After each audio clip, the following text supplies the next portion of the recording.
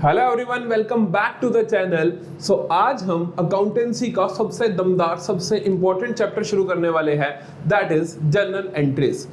Journal entry ये एक ऐसा चैप्टर है, मैं आपको सच बता रहा हूँ, जो चैप्टर आपकी पूरी अकाउंटेंसी सब्जेक्ट का बेसिक रहने वाला है। आप अकाउंटेंसी चाहे पीएचडी लेवल तक पढ़ लेना, वहां पर भी आप हर चीज की जर्नल एंट्री जरूर पास कर रहे होगे। तो मतलब कि ये एक टॉपिक, जैसे अकाउंटिंग क्वेश्चन हमने करा, वो ये नहीं कि आप हमेशा कर रहे होगे, वो आपने 11th में करा, बात खत्म। आपने मान लो मेरे साथ आपने करा कि रूल्स ऑफ डेबिट क्रेडिट, वो तो फिर है ही जर्नल एंट्रीज। कुछ चैप्टर्स और आएंगे कि जैसे डेप्रिसिएशन आया या कुछ भी चैप्टर्स आएंगे, उनका वो जो उनकी जो हेल्प है वो एक लिमिटेड टाइम तक मिलने वाली होगी।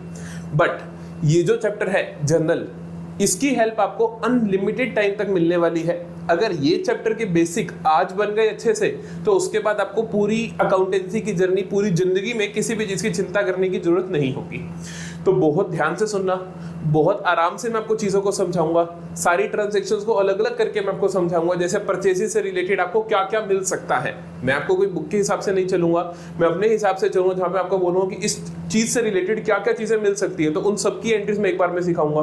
फिर सेल्स से रिलेटेड क्या क्या मिल सकता है, उसकी एंट्री एक साथ सिखाऊंगा। डेप्रिसिएशन से रिलेटेड क्या क्या मिल सकता है, उसकी एंट्री एक साथ सिखाऊंगा। तो मतलब जो भी चीज़ होगी, हम उसको उस तरीके से समझ रहे होंगे। तो ये सारी की सारी क्लासेस बहुत इंपॉर्टेंट रहने वाली है। आज इसकी पहली क्लास है। आज की क्लास में हम करेंगे क्या क्या, हम करेंगे एक तो परचेजेस से रिलेटेड सारी ट्रांजैक्शन, सेल्स से रिलेटेड सारी ट्रांजैक्शन, और परचेज और सेल्स रिटर्न से रिलेटेड सारी ट्रांजैक्शंस।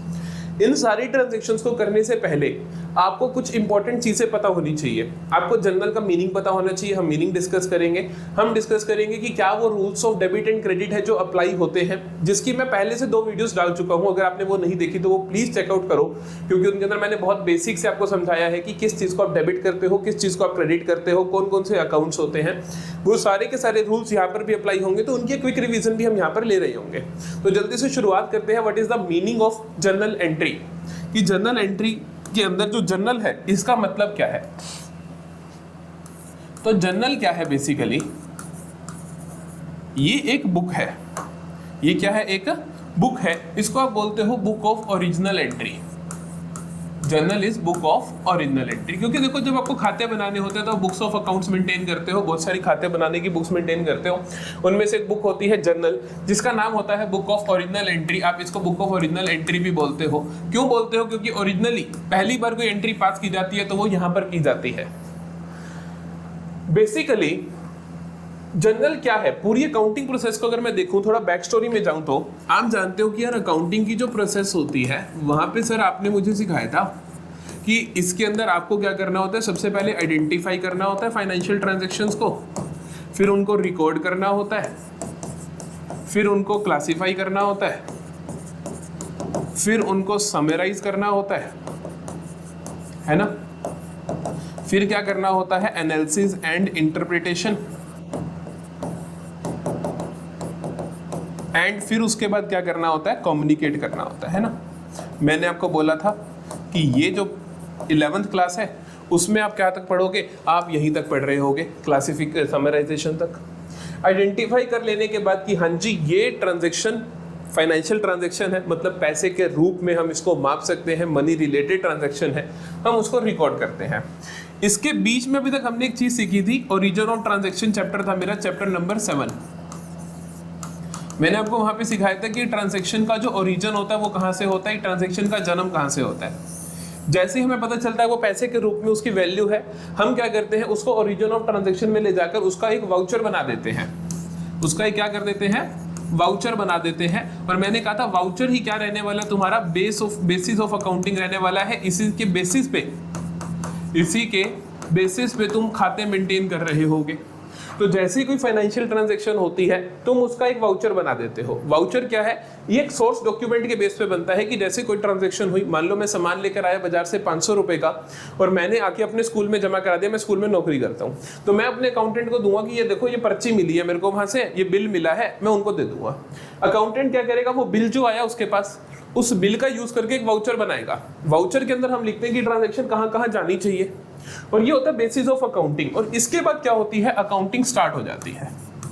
इसके बाद क्या हो जाती है, अकाउंटिंग स्टार्ट हो जाती है। तो voucher is basically accounting start होने से पहले उस जो बिल आया हमारा, और जब वो अकाउंट के अंदर जाएगा उसके बीच की कड़ी है कि जहां पे हम वाउचर बना देते हैं और बोलते हैं इसको यहाँ जाना चाहिए, फिर हम उसको रिकॉर्ड कर लेते हैं, अकाउंटिंग स्टार्ट हो जाती है और हम उसको रिकॉर्ड कहाँ करते हैं, book of original entry, that is my journal. तो जर्नल के अंदर आप क्या करते हो, transactions are first recorded, transactions को सबसे पहले तुम कहां रिकॉर्ड करते हो, are first recorded in journal, किसके बेसिस पे करते हो, on the basis of accounting vouchers, जो तुमने वाउचर बनाए, जो तुम्हारे पास बिल आया, बिल से तुमने वाउचर बनाया और वाउचर के बेस पे तुम क्या कर रहे होगे, उसकी जर्नल में एक एंट्री पास कर रहे होगे और उसे तुम क्या बोलते हो, जर्नल एंट्री बोलते हो। और जो वो बुक है जिसके अंदर ये आप ट्रांजैक्शन लिखोगे, जो एंट्री पास करोगे, उसे तुम क्या बोलते हो, जर्नल बोलते हो। जो जर्नल है मेरी, वो कई बार एक भी हो सकती है और उसके टुकड़े भी हो सकते हैं कि जैसे बिजनेस बहुत बड़ा है तो हम कहते हैं कि इस तरीके की ट्रांजैक्शन यहाँ लिख दो, इसकी यहाँ रिकॉर्ड कर दो, इसकी यहाँ कर दो, तो हम वो कई बार उसके टुकड़े कर देते हैं, उसको हम स्पेशल पर्पस बुक्स बोलते हैं या सब्सिडरी बना देते हैं। सब्सिडरी का मतलब होता है एक ही जर्नल ना रख के उसकी हमने सब्सिडरीज बना दी डिफरेंट डिफरेंट, कि इससे रिलेटेड ट्रांजैक्शन यहाँ जाएगी, इस चीज़ की यहाँ जाएंगी, इस चीज़ की यहाँ जाएंगी, इस चीज़ की यहाँ जाएंगी, ताकि थोड़ा आसान हो जाएगा। अगर आप एक ही बुक बनाते हो तो सारी की सारी ट्रांजैक्शन उसी बुक में जाएंगी। कुल मिला के ऐसा समझ सकते हो कि मैंने एक ही अकाउंटेंट बिठा रखा है या 6 अकाउंटेंट बिठा रखे हैं, कि अगर 6 अकाउंटेंट बिठा रखे हैं तो हर एक की ट्रांजैक्शन उसके पास चली जाएगी। अगर एक ही है तो सारी की सारी ट्रांजैक्शन वो अकेला रिकॉर्ड करेगा, तो उसके लिए वो एक ही बुक मेंटेन करेगा, जर्नल। समझ आती है आपको बात? तो journal is basically a book of original entry, जहां पर आपके पास क्या होगी, अकाउंटिंग वाउचर के बेसिस पे आप सारी की सारी एंट्रीज को रिकॉर्ड करोगे और वहां पर आपकी अकाउंटेंसी स्टार्ट हो जाएगी, अकाउंटिंग स्टार्ट हो जाएगी, हिसाब किताब रखना शुरू हो जाएगा। इसको एक और नाम से भी जानते हैं, इसे हम बोलते हैं प्राइमरी बुक। प्राइमरी का मतलब होता है प्राथमिक, मतलब पहली, मतलब कि सबसे जरूरी एक तरीके से प्राइमरी बुक है ये हमारी, प्राइमरी बुक ऑफ अकाउंटिंग बोलते हैं हम इसको, बुक ऑफ ओरिजिनल एंट्री हम इसको बोलते हैं। कई बार आपके पास ये ऐसा एमसीक्यू देखने को मिलता है। ठीक है भाई, समझ आया कि जर्नल है क्या, जर्नल में कौन सी ट्रांजैक्शन जा रही है, कहां से ट्रांजैक्शन का ओरिजिन हुआ। ट्रांजैक्शन का जन्म होता है सोर्स डॉक्यूमेंट से, वो सोर्स डॉक्यूमेंट के बाद उसका बनता है वाउचर, और वाउचर के बाद वो क्या जाती है, अकाउंटिंग स्टार्ट होती है और वहां पे आप उसको जर्नल में रिकॉर्ड कर देते हो, उसे आप बोलते हो बुक ऑफ ओरिजिनल एंट्री। तो ये हो गया हमारा जर्नल। अब हम पूरी प्रोसेस को समझ चुके हैं, कहां से कोई ट्रांजैक्शन शुरू होती है और कहां तक हम पहुंच गए हैं। तो journal is book of original entry. अब बात करते हैं फॉर्मेट कैसा होता है। अकाउंटेंसी के अंदर फॉर्मेट्स बहुत जरूरी है, क्योंकि अकाउंटेंसी एक ऐसा सब्जेक्ट है जो यूनिफॉर्मिटी लाता है। यूनिफॉर्मिटी तभी आती है जब सभी लोग सेम तरीके से काम करें। सेम तरीके का मतलब सिर्फ सोचना सेम तरीके से नहीं है, उसको प्रेजेंट भी सेम तरीके से करना है। इसीलिए अकाउंटेंसी सब्जेक्ट में फॉर्मेट्स की बहुत जरूरी है। कि फॉर्मेट्स इसलिए बहुत जरूरी होते हैं कि ताकि सभी लोग सेम तरीके से लिखेंगे, तभी तो सभी लोग सेम तरीके से समझेंगे। अकाउंटेंसी का मेन पर्पस है यूनिफॉर्मिटी, तो उसको कंप्लीट करने के लिए हमें रिप्रेजेंट, चीज़ों को प्रेजेंट करना भी सेम तरीकों से पड़ता है। तो हमारे को फॉर्मेट कैसा देखने को मिलता है, बहुत बेसिक सा फॉर्मेट है, कुछ डिफिकल्टी नहीं है। आप क्या करते हो,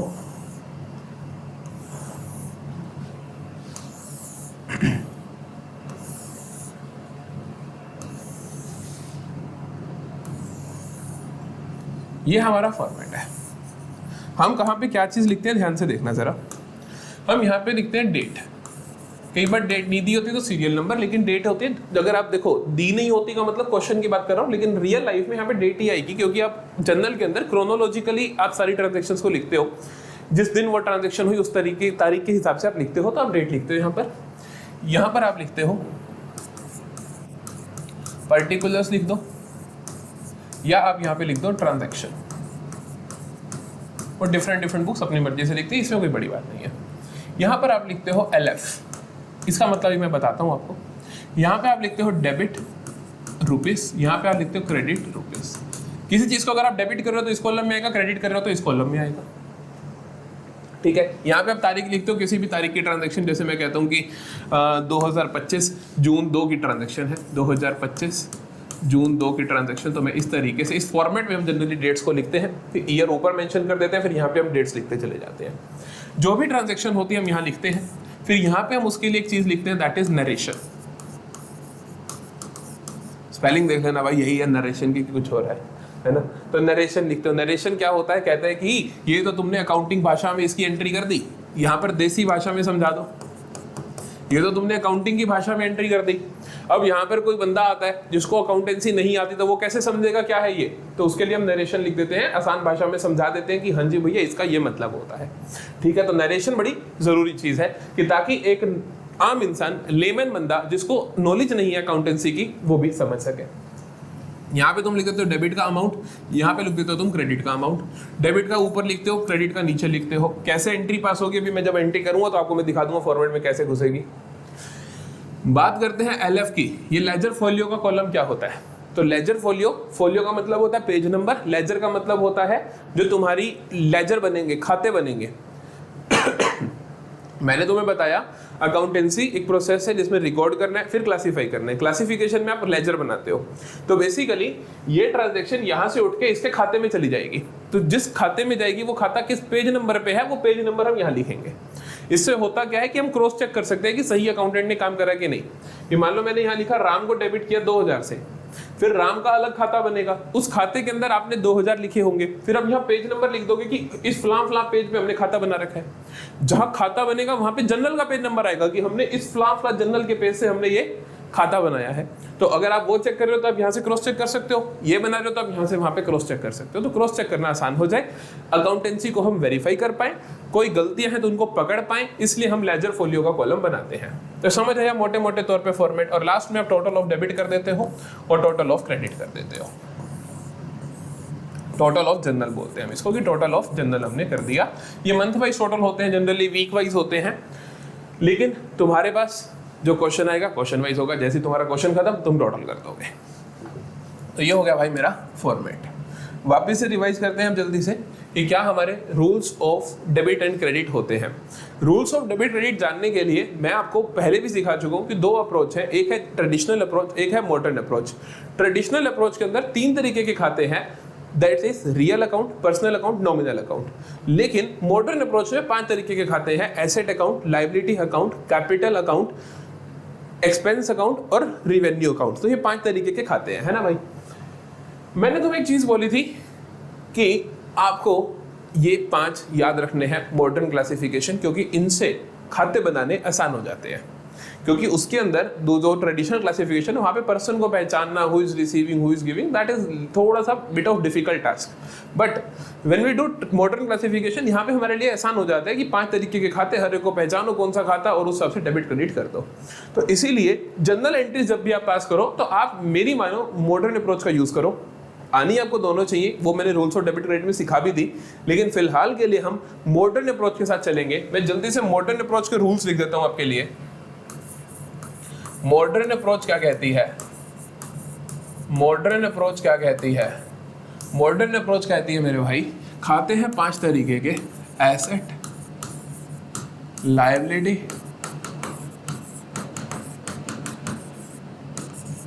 कैपिटल, एक्सपेंस और रिवेन्यू। ठीक है भाई। रूल्स देखें, एसेट का बड़ा सिंपल रूल है, बढ़ गया तो डेबिट, कम गया तो क्रेडिट। लायबिलिटी बढ़ गया तो क्रेडिट, घट गया तो डेबिट, क्योंकि एक दूसरे के अपोजिट होती है तो इनके रूल्स भी अपोजिट चलते हैं। Capital is a kind of liability ही, तो बढ़ गया तो क्रेडिट, घट गया तो डेबिट। एक्सपेंस बढ़ गया तो डेबिट, घट गया तो क्रेडिट। रिवेन्यू बढ़ गया, इनकम बढ़ गई तो क्रेडिट, कम हो गई तो डेबिट। हमें पता होना चाहिए कि एसेट और एक्सपेंस इन दोनों का बिहेवियर सेम है। सिमिलरली लायबिलिटी, कैपिटल, रिवेन्यू इन तीनों का बिहेवियर सेम है। कैपिटल, रिवेन्यू और लायबिलिटी, फिर से कैपिटल, रिवेन्यू और लायबिलिटी इन तीनों का बिहेवियर सेम है। बढ़ेंगी तो क्रेडिट, घटेंगी तो डेबिट। उधर से एसेट और एक्सपेंस इनका बिहेवियर सेम है, बढ़ेंगी तो डेबिट, घटेंगी तो क्रेडिट। फिर से एसेट और एक्सपेंस बढ़ेंगी तो डेबिट, कम होंगी तो क्रेडिट। कैपिटल, लायबिलिटी, रिवेन्यू बढ़ेंगी तो क्रेडिट, घटेंगी तो डेबिट। सिंपल है। ये हो गई हमारी मॉडर्न अप्रोच। रूल्स हमें याद हो चुके हैं, नहीं हुए तो जल्दी से एक बार फिर से मन में बोल लो, अपनी कॉपी पे लिख लो, पॉज कर लो वीडियो को और फिर आगे बढ़ते हैं। सबसे पहली ट्रांजैक्शन हमारे पास आती है रिलेटेड टू कैपिटल इंट्रोडक्शन। अच्छा, इसका नाम नहीं लिया था ना मैंने, परचेज सेल्स का लिया था। ठीक है, कैपिटल इंट्रोडक्शन भी तो करेंगे। सबसे पहले हमें यही सीखनी होती है कि एक मालिक जब अपना कैपिटल लाता है बिजनेस में तो एंट्री कैसे होती है। बिजनेस तभी शुरू होगा जब मालिक पैसा लाएगा। तो कैपिटल इंट्रोडक्शन की ट्रांजैक्शंस ध्यान से सुनो। जब भी कैपिटल आती है तो मतलब कैपिटल बढ़ रही है। कैपिटल का रूल क्या पढ़ा हमने, बढ़े तो क्रेडिट, घटे तो डेबिट। जब कैपिटल आएगी तो कैपिटल कैसे कैसे ला सकता है ओनर, कैपिटल कैसे कैसे ला सकता है, वो तो कैश लाएगा या बैंक में लाएगा या कोई एसेट ले आएगा। तो अगर इसकी हम मास्टर एंट्री की बात करें कि क्या क्या हो सकता है, मास्टर एंट्री की बात करें कि क्या क्या बन सकता है भाई इसमें, तो सबसे पहले वो कैश में ला सकता है। तो हम कहेंगे कैश आ रहा है अगर, owner can bring capital in cash, cash में ला सकता है मालिक। बैंक में ला सकता है मतलब बैंक चेक दे सकता है, या क्या कर सकता है, एसेट्स दे सकता है ना भाई, ये तीन चीजें दे सकता है। अब सोचने की बात है, अगर मालिक ने कैश दिया तो कैश क्या है मेरी, एसेट है, बढ़ेगा तो डेबिट। मालिक ने बैंक में पैसा दिया, बैंक क्या है मेरी, एसेट है, बढ़ेगा तो डेबिट। एसेट दिया मालिक ने, एसेट दिया मालिक ने तो एसेट बढ़ेगी तो डेबिट। किसके हिसाब से देखना है, बिजनेस के हिसाब से देखना है, बिजनेस के पास क्या हो रहा है। ये मत सोचना मालिक तो पैसा दे रहा है, पैसा तो कम हो गया, नहीं। आप देखो कि बिजनेस क्यों क्या हुआ, बिजनेस को तो मिल रहा है ना भाई पैसा, तो बिजनेस के लिए तो कैश बढ़ रहा है। आप खाते बना रहे हो बिजनेस के, तो बिजनेस के लिए क्या है, डेबिट।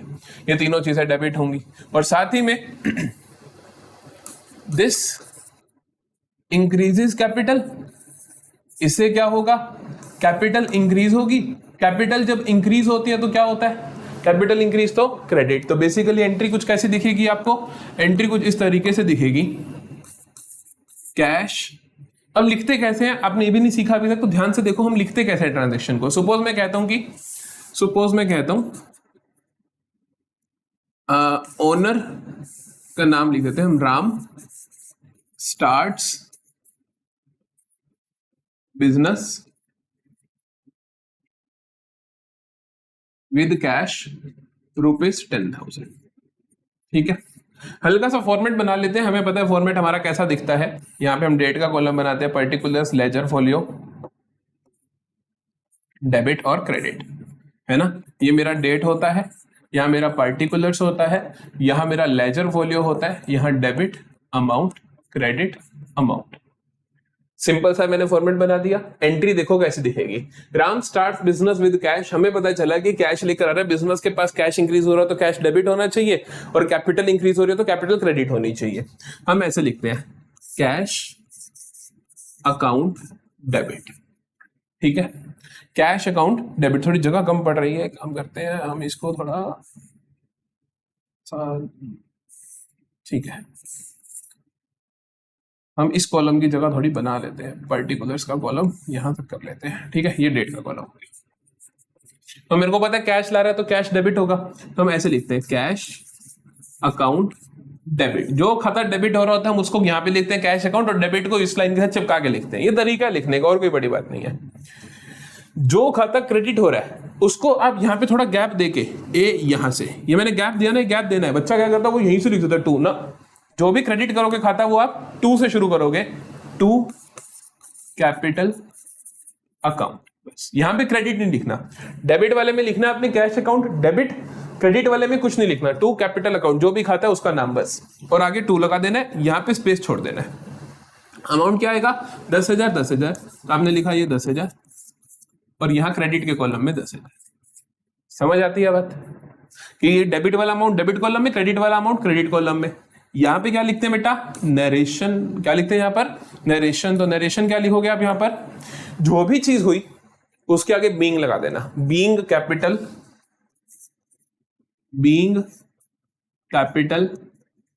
एम्प्लॉयड।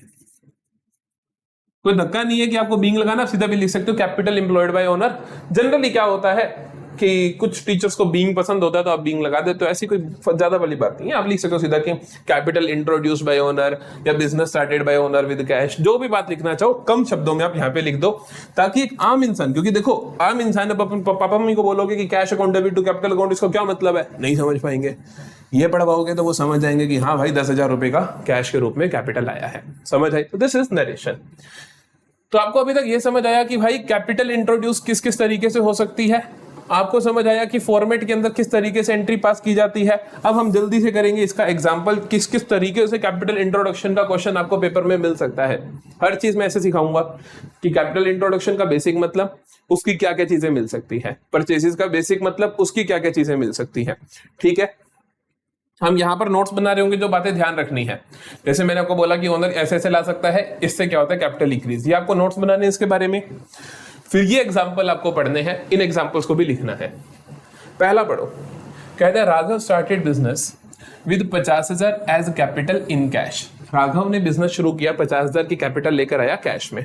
कोई दिक्कत नहीं है, हम क्या करेंगे, कैश बढ़ रहा है तो कैश अकाउंट डेबिट होगा, कैपिटल बढ़ रही है तो कैश अकाउंट क्रेडिट होगा। जनरली हम पढ़ने के पर्पज से हम इस तरीके से ट्रांजेक्शन्स को पास कर देते हैं कि बिना फॉर्मेट के, लेकिन जब फुल फ्लेड क्वेश्चन आता है तो हमें फॉर्मेट बनाना पड़ता है। नॉर्मली आप एंट्रीज ऐसे पास कर देते हो कि कैश आ रहा है तो हमने क्या करा, cash account debit to capital account. Narration के लिए मैं खाली जगह छोड़ रहा हूं क्योंकि narration is not that big deal, आप आराम से समझ सकते हो हर चीज के बारे में लिखने की। यहाँ पे आप लिख दोगे Ram introduce capital, Ram started business, या बीइंग कैपिटल एम्प्लॉयड, व्हाटएवर। कितना आ रहा है, 50,000, तो मैं डेबिट का कॉलम है तो डेबिट यहां लिखता हूं। बिना फॉर्मेट के हम कैसे लिखते हैं, ध्यान से देखो। बिना फॉर्मेट के हम क्या करते हैं, कैश अकाउंट डेबिट हुआ, डेबिट वाला खाता ऊपर लिखा, आगे डेबिट लिखा, फिर नीचे टू कैपिटल अकाउंट लिखा, डेबिट वाला अमाउंट इधर, क्रेडिट वाला थोड़ा उधर। यहां पर गैप मैंने छोड़ रखा है, ये गैप आपको भी छोड़ना है। समझ आ गई बात कि किस तरीके से आपको एंट्री पास करनी है। अगला देखें, कहता है Raghav introduce further capital of 1 lakh by cheque. तो आपको क्या करना है, सबसे पहले आइडेंटिफाई करना है कौन कौन से खाते इन्वॉल्व है। कैपिटल लेकर आ रहा है, चेक में लेकर आ रहा है, तो 2 खाते इन्वॉल्व है इसके अंदर। एक तो बैंक, क्योंकि चेक ला रहा है तो आप बैंक में लिखते हो वो, और दूसरी चीज कैपिटल। फिर उनको आराम से समझो, बैंक बढ़ रहा है, कैपिटल भी बढ़ रही है। बिजनेस के पास तो बैंक में पैसे आ रहे हैं तो बैंक बढ़ रहा है, कैपिटल भी बढ़ रही है क्योंकि ओनर और पैसा लगा रहा है तो कैपिटल भी बढ़ रही है। बैंक बढ़ता है तो क्या होता है, डेबिट होता है। कैपिटल बढ़ती है तो क्या होती है, क्रेडिट होती है। तो एंट्री क्या बन जाएगी मेरे पास, bank account debit to capital account, narration की जगह। समझते हो, पहले आपने क्या करना है, क्योंकि शुरुआत है भी, आपने क्या करना है, कोई भी ट्रांजैक्शन आई आइडेंटिफाई करो कौन कौन सा खाता इन्वॉल्व है, बढ़ रहा है या कम हो रहा है, फिर लिख दो कि डेबिट होगा या क्रेडिट होगा, फिर आप ट्रांजैक्शन पास कर दो। कितना आया, 1 लाख आया।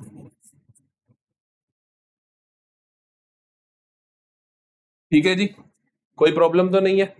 अगला देखो, Raghav started business with assets worth 25,000। Raghav क्या लाया बिजनेस के लिए, एसेट्स लाया। तो खाते इन्वॉल्व क्या होंगे, अब कैश तो नहीं हो सकेगा क्योंकि वो एसेट ला रहा है, तो खाते इन्वॉल्व क्या होंगे, सन्ड्री एसेट्स। हम क्या बोल देते हैं इसको, सन्ड्री एसेट। सन्ड्री का मतलब होता है मिसलेनियस, कि कोई भी एसेट्स लेकर आ गया होगा तो हम उसको सन्ड्री एसेट्स का खाता इन्वॉल्व है। और दूसरा क्या है, कैपिटल का। ये भी बढ़ रही है बिजनेस में, कैपिटल भी बढ़ रही है बिजनेस में। एसेट बढ़े तो डेबिट, कैपिटल बढ़े तो क्रेडिट। ठीक है, एंट्री क्या होगी, Raghav started business with assets की एंट्री क्या होगी, 2 खाते इन्वॉल्व, सन्ड्री एसेट और कैपिटल। सन्ड्री एसेट बढ़ रहा है तो आप डेबिट कर दोगे, कैपिटल बढ़ रही है तो आप क्रेडिट कर दोगे। एंट्री कर दोगे आप sundry assets account debit to capital account. Please खास ध्यान रखना, ये स्पेस जरूर छोड़ना है। ठीक है, कितने आया, 25,000, 25,000। और ये भी स्पेस जरूर छोड़ के लिखना है। नीचे वाले के आगे क्रेडिट नहीं लिखना, ऊपर वाले के आगे डेबिट लिखना है। ठीक है, लास्ट क्वेश्चन देखें। अब इसके अंदर मैंने थोड़ी क्लब कर दी एंट्री। इन सारी ऊपर वालों का बोलते हो सिंपल जनरल एंट्री, जिसके अंदर एक डेबिट एक क्रेडिट, एक डेबिट एक क्रेडिट। अब मैं क्या करूंगा, एक से ज्यादा डेबिट एक से ज्यादा क्रेडिट होंगे, इसे हम बोलते हैं कंपाउंड जनरल एंट्री। देखो, Raghav started business introducing capital of 50,000 in cash, assets worth 30,000 and 2 lakh by cheque. क्या करा उसने, कैपिटल लेकर आता है 50,000 तो लेकर आता है कैश में, एसेट्स लेकर आते 30,000 की, और 2 लाख रुपए लाता है चेक से। तो मतलब 3 चीजें ला रहा है वो। तो तीनों को आप अकाउंट्स इन्वॉल्व देखोगे जब आप, तो अकाउंट्स इन्वॉल्व में आप लिखोगे कि भाई एक तो कैश आ रहा है, बढ़ रहा है, बैंक आ रहा है, चेक आने का मतलब होता है बैंक आ रहा है, बढ़ रहा है ना। तीसरा आप देखोगे, अरे वो एसेट्स भी आ रही है, ले एसेट्स भी आ रही है, बढ़ रहा है। ये सारा कुछ है क्या, कैपिटल, तो कैपिटल भी क्या हो रही है, बढ़ रही है। कैश कितना आ रहा है, जितना भी आ रहा है मेरे को इतना फर्क नहीं पड़ता, कैश बढ़ता है तो डेबिट होगा, एसेट है। बैंक बढ़ता है तो डेबिट होगा, एसेट है। एसेट बढ़ती है तो डेबिट होगा, एसेट है। कैपिटल बढ़ती है तो क्रेडिट होती है ना भाई। Total of debit total of credit हमेशा बराबर होगा, क्योंकि तीनों डेबिट हो रहे तो इनका सम क्रेडिट में आ जाएगा। एंट्री क्या बनेगी, देखो एंट्री बनेगी, कैश आ रहा है तो कैश अकाउंट डेबिट, बैंक आ रहा है तो बैंक अकाउंट डेबिट, एसेट्स आ रही हैं तो sundry assets account debit. 2 capital account, इसे आप बोलते हो कंपाउंड जर्नल एंट्री, एक से ज्यादा डेबिट है या क्रेडिट है।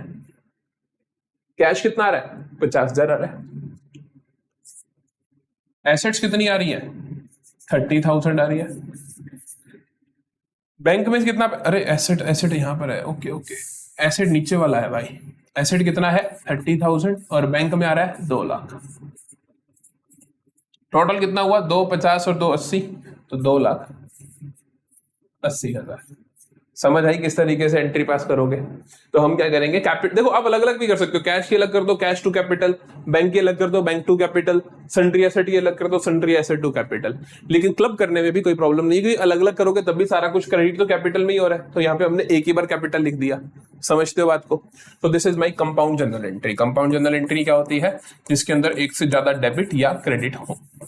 एक डेबिट एक क्रेडिट हो तो उन्हें आप क्या बोलते हो, सिंपल जनरल एंट्रीज। ऊपर वाली तीनों थी सिंपल, ये है कंपाउंड। समझ आ गया। कैपिटल इंट्रोडक्शन में आप घबराओगे तो नहीं, कि एक मालिक जब कैपिटल इंट्रोड्यूस करेगा तुम कर लोगे अच्छे से, क्योंकि सारे के सारे केसेस हमने यहाँ पे डिस्कस कर लिए हैं। आगे चलते हैं, अब बात करते हैं परचेसेस की। सबसे पहले इसका मतलब समझते हैं, परचेसेस का मतलब क्या होता है।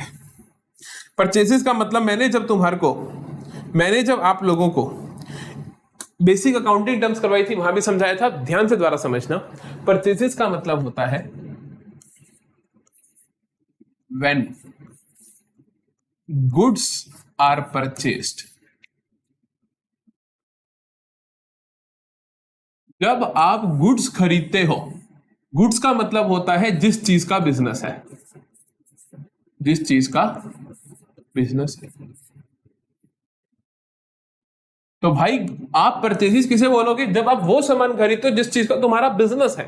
मेरी कपड़े की दुकान है तो मैंने अपने माल सप्लायर से कपड़े खरीदे, तो वो मेरे लिए क्या है, परचेसेस है। मैंने काउंटर खरीदा अपनी दुकान का, वो क्या है, परचेसेस नहीं कहलाएगी। वो ये नहीं कि वो कुछ नहीं कहलाएगी, वो कुछ और कहलाएगी, बट परचेसेस नहीं कहलाएगी। गुड्स का खरीदना हमेशा क्या होता है, परचेसेस होता है। किसी और चीज का खरीदना परचेसेस नहीं होता। वो क्या होता है वो हमें पता चल जाएगा, समझ के। तो गुड्स के खरीदने को क्या बोलोगे आप, परचेसेस बोलोगे। परचेसेस का अकाउंट टाइप क्या है, अकाउंट टाइप क्या है, अकाउंट टाइप क्या है, क्या है ये, एसेट है, लायबिलिटी है, कैपिटल है, एक्सपेंस है या रेवेन्यू है। देखो आपको लगता होगा, मन में आता होगा कि यार गुड्स है सर, गुड्स तो एसेट होती है तो एसेट बोलना चाहिए, बोल लो एसेट, गलत नहीं होगा क्वेश्चन। लेकिन एक्चुअली में क्या है, ये एक्सपेंस है। एक्चुअली में खाता क्या है, एक्सपेंस है। एसेट और एक्सपेंस दोनों का ट्रीटमेंट सेम होता है, लेकिन ये है क्या, एक्सपेंस बढ़ेगा तो डेबिट, घटेगा तो क्रेडिट। तो आपको सबसे पहले मतलब समझ आया परचेसेस का, आपको समझ आया कि what is the account type of purchases. ये एक एक्सपेंस खाता बोलते हैं हम इसको, क्योंकि जब गुड्स खरीदते हो तो वो एक साल में एग्जॉस्ट हो जाएंगे, एक साल के अंदर अंदर आप उनको बेचना आपका लक्ष्य होगा, तो आप उसको खर्चा मान के चलते हो कि इसी साल यूज हो जाएगा। एसेट हम ऐसे खर्चे को बोलते हैं जिसका फायदा हमें एक साल से ज्यादा मिले, लेकिन इसका फायदा हमें एक साल ही मिलेगा, इसीलिए हम इसको एक्सपेंस बोल रहे हैं। मैं फर्नीचर खरीदता हूँ तो मेरे को लगता है 5 साल काम आएगा, तो मैं उसको एसेट बोल देता हूँ। लेकिन गुड्स, इनको जब खरीदते हैं हमारा मोटिव होता है इसी साल में हम बेच देंगे, तो इसको हम एक्सपेंस बोलते हैं। ठीक है। एक्सपेंसेस क्या होते हैं, बड़े तो डेबिट, कम हो तो क्रेडिट। तो if goods are purchased, if goods are purchased, जब गुड्स खरीदोगे तो आप क्या करोगे, डेबिट करोगे। किसको करोगे, परचेजेस के अकाउंट को। गुड्स का कोई अकाउंट नहीं होता, तो आप डेबिट किसको करोगे? परचेसेस अकाउंट को करोगे। गलती से मत सोच लेना कि हम गुड्स के अकाउंट को डेबिट करेंगे। गुड्स अकाउंट कुछ भी नहीं होता। There is no goods account, there is no goods account.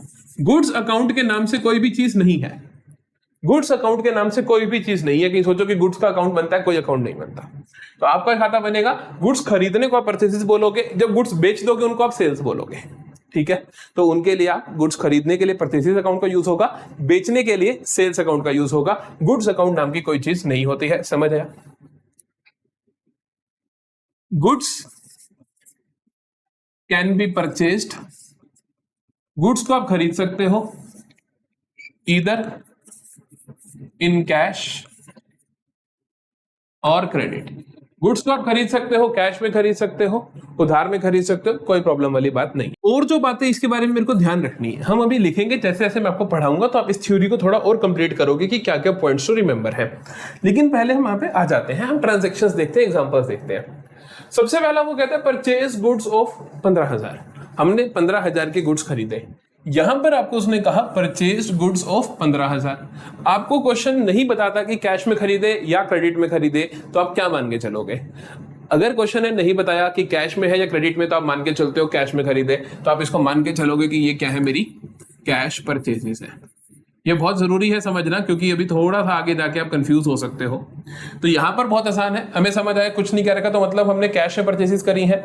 Accounts affected की मैं बात करूं तो एक तो कैश है भैया, कैश कम हो रहा है या बढ़ रहा है? अगर तुम गुड्स खरीद रहे हो तो कैश तुम्हारा जा रहा है, कैश रिड्यूस हो रहा है।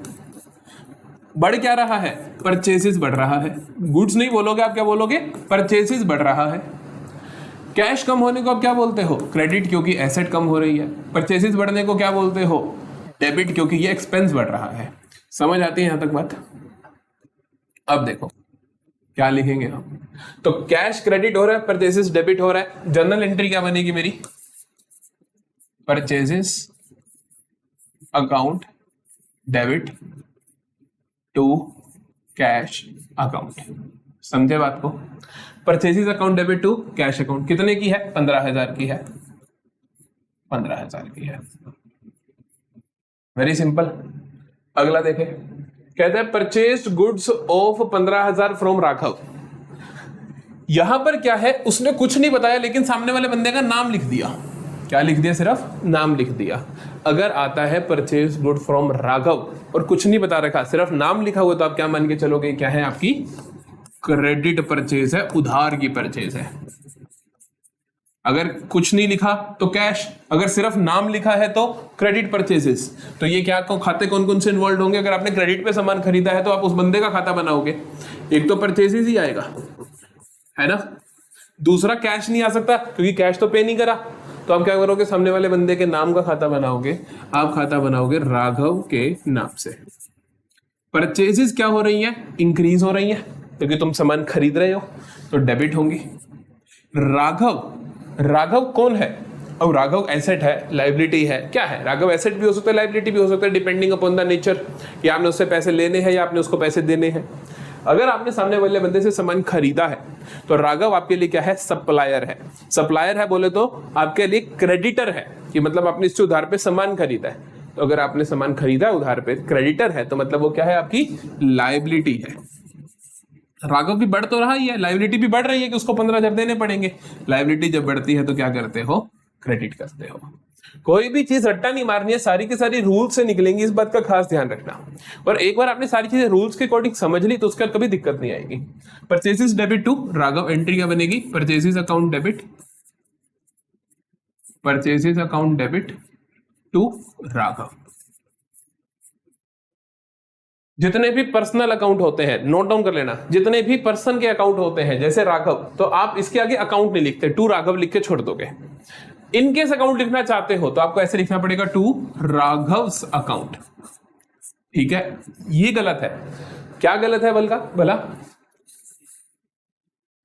टू राघव सही है, टू राघव्स अकाउंट ये भी सही है, टू राघव अकाउंट गलत है। समझ गए? ये नहीं होता टू राघव अकाउंट नहीं होता, चाहे कोई भी हो, टू राघव अकाउंट नहीं होता, टू राम अकाउंट नहीं होता, राम्स अकाउंट हो सकता है, या फिर टू राम लिख के छोड़ दो वो भी ठीक है। तो कितने का सामान खरीदा तुमने? 15,000 का खरीदा। ये छोटी छोटी बातें जरूर ध्यान रखनी है। अगला देखो, purchase goods of 15,000 against cheque. तुमने अब चेक दे दिया, चेक दे दिया मतलब बैंक। तो खाते इन्वॉल्व कौन कौन से होगा आपके यहाँ पर? परचेजेस, और दूसरा क्या हुआ? बैंक हुआ। परचेजेस बढ़ रही हैं क्योंकि सामान खरीद रहे हो। बैंक बढ़ रहा है कि कम हो रहा है? कम हो रहा है क्योंकि तुम चेक दे रहे हो। बैंक क्या है? एसेट है। एसेट कम होती है तो क्या होता है? क्रेडिट। परचेजेस क्या है? खर्चा है, बढ़ता है तो क्या होता है? डेबिट। जनरल एंट्री क्या होगी? Purchases account debit to bank account. Entry क्या होगी? परचेजेस, साथ साथ बोलो, purchases account debit to bank account. ठीक है मेरे भाई, कितना आएगा? 15,000।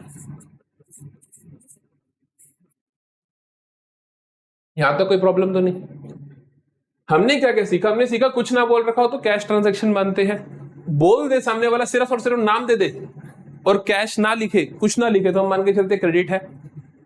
चेक लिख दे तो बैंक से खरीदी है। अगला है purchased goods of 15,000 from Raghav in cash. अब आपने सामने वाले बंदे का नाम भी दे दिया और बोल दिया इन कैश, तो अब कैश में खरीदा, अब सामने वाले बंदे का खाता नहीं बनेगा, है ना। अब तुम्हें बोल दे कि मैंने 15,000 का सामान खरीदा, राघव से खरीदा, लेकिन कैश में खरीदा, तो भाई कैश तो कम हुआ ही है, तो वहां पे कैश नहीं लिखा था, इसीलिए हमने राघव का खाता बनाया। अब उसने बोल दिया, स्पेसिफाई कर दिया कैश, तो खाता इन्वॉल्व क्या क्या होगा? एक तो परचेजेस और दूसरा कैश। परचेजेस बढ़ रही है, डेबिट होंगी, कैश कम हो रहा है, क्रेडिट होगा। जनरल एंट्री क्या बनेगी? Purchases account debit to cash account. समझ आती है बात?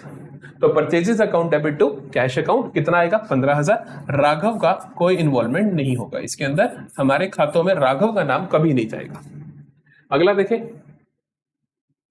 Purchased goods of 15,000 from Raghav on credit. अब आपने आपको सामने वाले बंदे का नाम भी दे दिया और बता भी दिया कि उधार पे खरीदे भाई, उधार पे खरीदे तो कैश का खाता नहीं बनेगा, खाता बनेगा राघव का। तो खाते इन्वॉल्व कौन कौन से होंगे? एक तो होगा परचेजेस और एक होगा राघव।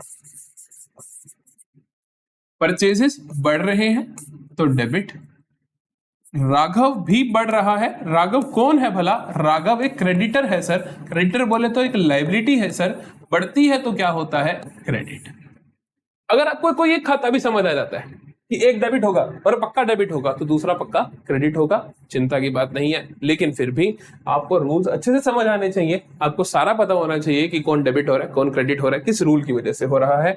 तो एंट्री बनेगी तुम्हारे पास purchases account debit to Raghav. क्या लिख सकते हो? टू राघव, या राघव अकाउंट लिख सकते हो। कितना है भैया? 15,000 है। बोलो समझ आई बात? कोई भी प्रॉब्लम है जल्दी से बता दो कि किस तरीके से परचेसेस के सारे केसेस को समझोगे। अब जल्दी से यहाँ पे पॉइंटर्स में नोट डाउन कर लो। क्या नोट डाउन कर लो कि if only name is given, अगर सिर्फ और सिर्फ नाम गिवन है सामने वाले बंदे का, हम क्या मान के चलेंगे? कंसीडर करोगे आप it as a credit transaction, कि भैया ये उधार की ट्रांजैक्शन है। ये क्या है? उधार की ट्रांजैक्शन है, समझ गए? If nothing is given, if nothing is given, कोई नाम नहीं, कुछ नहीं, तो आप क्या कंसीडर करोगे? तो आप कंसीडर करोगे it as a cash transaction. तब आप इसको क्या मानोगे? एक ये कैश की ट्रांजैक्शन है। बोलो यहां तक कोई प्रॉब्लम? कि कैसे परचेसेस की, परचेसेस का कुछ मर्जी केस आ जाए, आपके सारे केसेस यहां से निकलेंगे। अब जल्दी से सेल्स से करें। सेल्स अब तुम स्पीड में कर लोगे क्योंकि तुम परचेसेस को जान चुके हो, परचेसेस को जान चुके हो। सेल्स देखो जल्दी से भाई। सेल्स का बेसिक मतलब, बेसिक मतलब when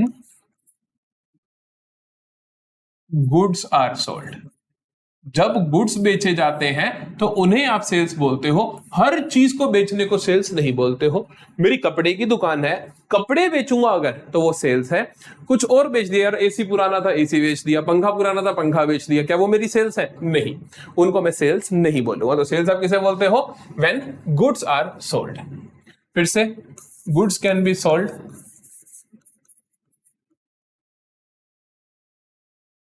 on cash, credit. Cash पे भी बेच सकते हो, उधार पे भी बेच सकते हो, कोई बड़ी प्रॉब्लम वाली बात नहीं है। टाइप ऑफ अकाउंट क्या है? टाइप ऑफ अकाउंट क्या है? परचेजेस क्या था भाई? खर्चा था। सेल्स कर दोगे तो क्या है तुम्हारा?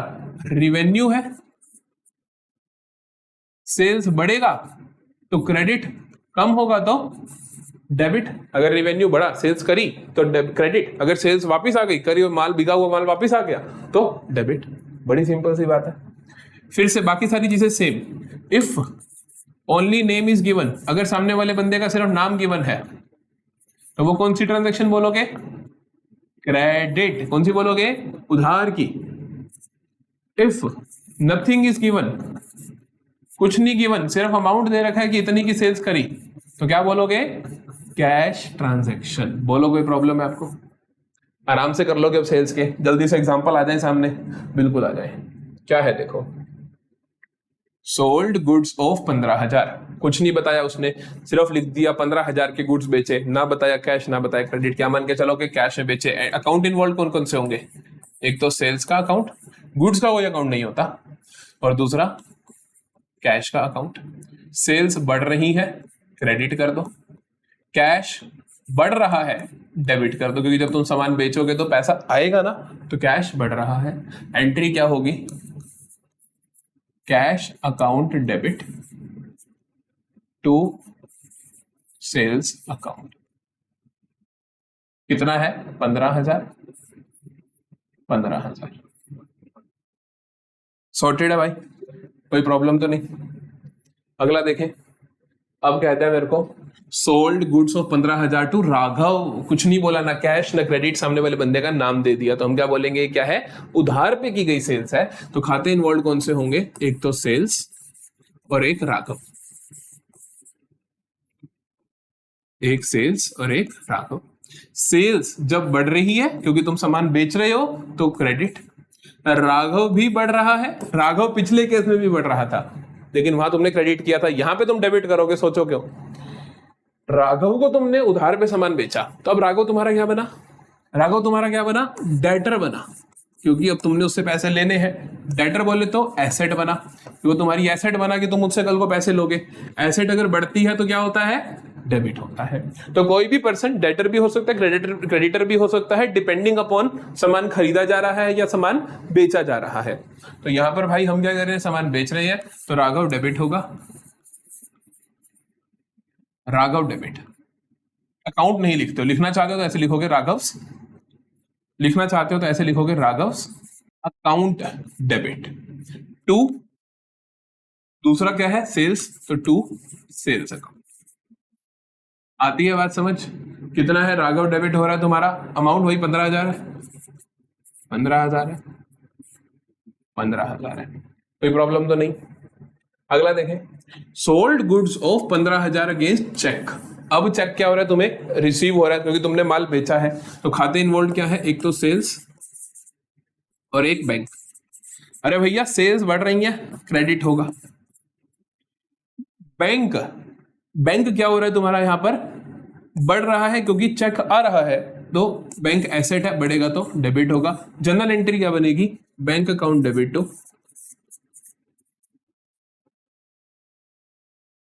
Sales account.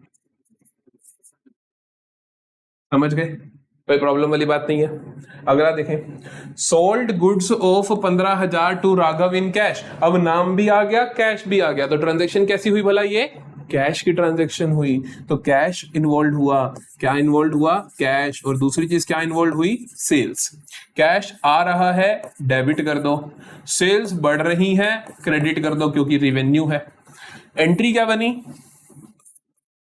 Cash account debit to sales account 15,000।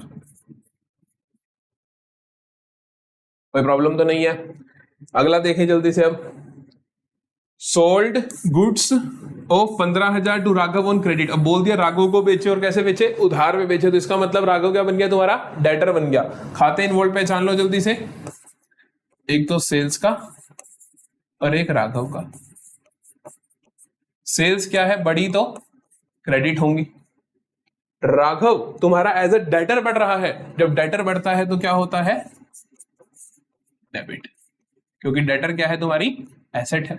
Entry क्या बनेगी?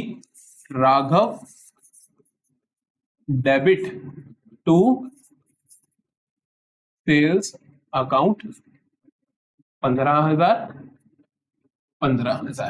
बोलो जी, कोई प्रॉब्लम? कोई भी दिक्कत?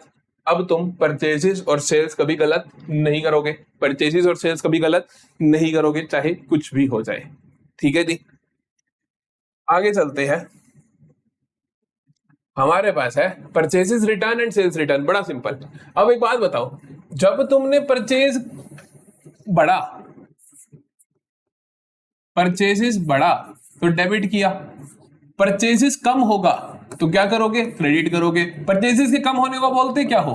Purchase return. नहीं समझे क्या? नहीं समझे क्या? परचेज किया तो एक्सपेंस हुआ, फिर तुमने वो जो सामान खरीदा था वो वापस भेज दिया तो तुम्हारा खर्चा कम हो गया। इसी तरीके से सेल्स किया तो भाई रिवेन्यू हो गया, क्रेडिट कर दिया। सेल्स कम हुआ मतलब सेल्स रिटर्न आ गया तो क्या कर दोगे? डेबिट कर दोगे। तो सेल्स रिटर्न को क्या कर देते हो तुम? डेबिट कर देते हो। बोलो कोई प्रॉब्लम? परचेसेस रिटर्न को क्या कर देते हो आप? क्रेडिट करते हो। और सेल्स रिटर्न को क्या करते हो आप? डेबिट करते हो, क्योंकि सेल्स के कम होने को बोलते हैं हम डेबिट, और वो होता है सेल्स रिटर्न। परचेसेस के कम होने को हम बोलते हैं क्रेडिट, और वो होता है परचेसेस रिटर्न। तो हमें समझ आता है कि परचेसेस रिटर्न होगा अगर, तो आप क्या करोगे? क्रेडिट। सेल्स रिटर्न होगा अगर, तो आप क्या करोगे? डेबिट। करके देखें भाई, करके देखें। दो ट्रांजेक्शन है। पहली में कहता है गुड्स ऑफ 5,000 रिटर्न टू सारा। ऑटोमेटिकली समझो परचेज रिटर्न है या सेल्स रिटर्न है। गुड्स ऑफ 5,000 रिटर्न टू सारा, तुमने सारा को रिटर्न करे, तो मतलब कि तुम कब रिटर्न करोगे? जब तुमने उससे कुछ खरीदा होगा। तो ये क्या है? परचेजेस रिटर्न है।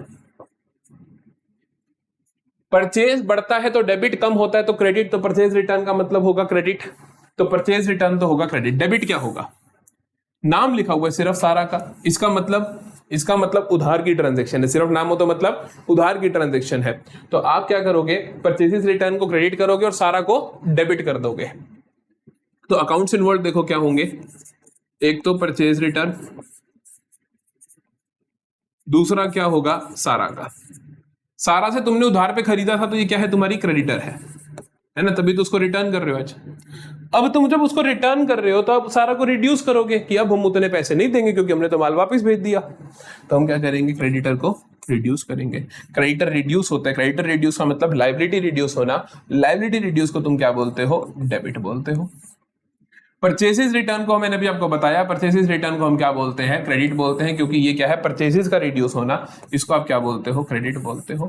तो आप डेबिट करोगे सारा को, क्रेडिट करोगे परचेसेस रिटर्न को। आप एंट्री करोगे सारा डेबिट टू परचेज रिटर्न। कितना है भैया? ये कितना है भैया? 5,000। सॉर्टेड है, कोई प्रॉब्लम नहीं है। अगला देखें। अब कहते हैं सारा रिटर्न गुड्स ऑफ 5,000। सारा ने मुझे रिटर्न कर दिए। सारा मुझे रिटर्न कब करेगी? जब मैंने सारा को माल बेचा होगा। तो ये क्या है? मेरी सेल्स रिटर्न है। ये क्या है? मेरी सेल्स रिटर्न है। सेल्स इंक्रीज होती है तो क्रेडिट, डिक्रीज होती है तो डेबिट। तो सेल्स रिटर्न क्या होगा? डेबिट होगा। फिर हम बात करते हैं दूसरा खाता क्या इन्वॉल्व है? सारा का। सारा को जब मैंने माल बेचा तो ये मेरी क्या बन गई होगी? डेटर। अब मेरे को जब वापस करके जाएगी तो बोलेगी देखो सर इतने से कम कर दो, 5,000 का सामान मैं वापस कर गई। अब मैं पहले मान लो तुमने मेरे को 50,000 का सामान बेचा, 5,000 का मैं वापस कर गई, तो अब मैं 45,000 की ही डेटर हूं, तो 5,000 को क्या कर दो आप, रिड्यूस करो मेरे खाते को। तो हम डेटर का खाता रिड्यूस करेंगे। डेटर कौन है, मेरी एसेट। एसेट रिड्यूस होती है तो क्या होता है, क्रेडिट। तो एंट्री क्या बनेगी, sales return account debit, sales return account debit to सारा। कितना आ जाएगा, 5,000, क्योंकि 5,000 के है, 5,000 क्योंकि 5,000 की है मेरी ट्रांजैक्शन। यहां पर आते हैं हम एंड ऑफ द लेक्चर पे। आज हमने बहुत अच्छे से डिस्कस कर ली है ये transactions, purchases, sales, purchase return, sales return, capital employed. अगली क्लास में हम लोग करेंगे इसके आगे की ट्रांजैक्शंस, जिसमें मैं आपको सिखा रहा हूँगा डेटर्स क्रेडिटर्स का ट्रीटमेंट कैसे करना है, आपको कैसे एक्सपेंसेस का ट्रीटमेंट करना है, कैसे रिवेन्यूज का ट्रीटमेंट करना है, हर चीज के जितने भी केसेस बन सकते हैं हम एक साथ कर रहे होंगे। एक बात मेरी अपने दिमाग में डाल लेना कि जर्नल एंट्रीज को अच्छे से करने का तरीका क्या है, इसके रूल्स को समझो। रूल्स को समझने के बाद उनको अप्लाई करने का तरीका समझो। आप सबसे ज्यादा गलती करते हो कि आप क्या करते हो, सिर्फ एक खाता देखा, ये डेबिट हुआ तो दूसरा पक्का क्रेडिट ही होगा और एंट्री करके आ जाते हो। ये ठीक है आज के लिए, लेकिन ये डिस्ट्रक्टिव प्रोसेस है आपकी पूरी की पूरी अकाउंटेंसी के लिए। क्यों? क्योंकि आगे जाके आप कंफ्यूज हो सकते हो। तो अब आप जितने भी प्रैक्टिस करोगे सारी की सारी आपको दोनों खाते साथ में देखने हैं कि पहले खाते का क्या हुआ, फिर दूसरे खाते के अंदर भी पूरा रूल लगाना है। पहले का पता चला कि एसेट है, बढ़ गई इसलिए डेबिट, दूसरे का भी पता होना चाहिए, दूसरे का पता होना चाहिए कि लायबिलिटी है, बढ़ गई इसलिए क्रेडिट हुआ। तो दोनों चीजें समझ आनी चाहिए, तभी आपको करना है। इसी तरीके की प्रैक्टिस मैंने इस लेक्चर में भी करवाई है, इसी तरीके की प्रैक्टिस आने वाले सभी लेक्चर्स में होगी। तो सारे के सारे जर्नल एंट्रीज के लेक्चर जरूर सुन लेना है, ठीक है जी। तो मिलेंगे अब अगली वीडियो में जहां पर हम इसके आगे की ट्रांजैक्शंस करेंगे। तब तक के लिए बाय बाय।